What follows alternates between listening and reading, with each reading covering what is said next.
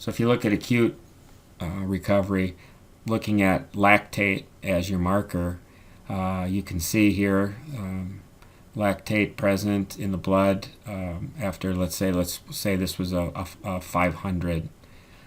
As soon as you finished the 500, the lactate level was at about 12. Over the next minute, it increased to maybe 12 and a half, and then it started descending.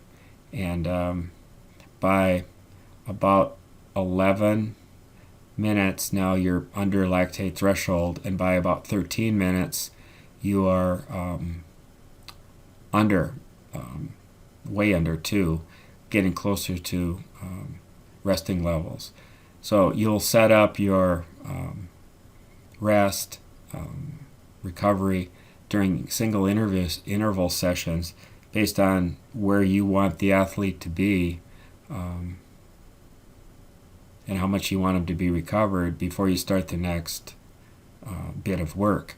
Now, this is active recovery, which means they're walking around. If the rest is long enough, they might even start jogging, but they're certainly not laying on the track or anything like that. They're up and being active, walking to running. Nothing complicated, just walking to running. Now, let's just say a lot of coaches like to use 3 minutes as recovery time between 500s.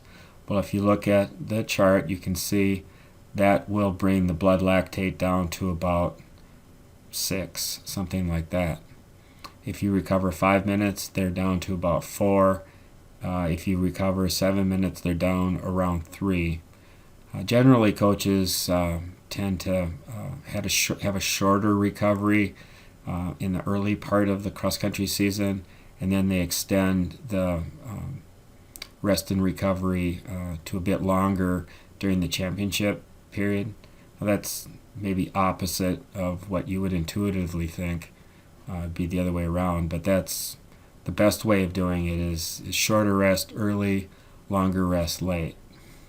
So don't just always do the same workout throughout the whole length of the season where you're resting the same amount between bits of work during your rest interval for that same workout.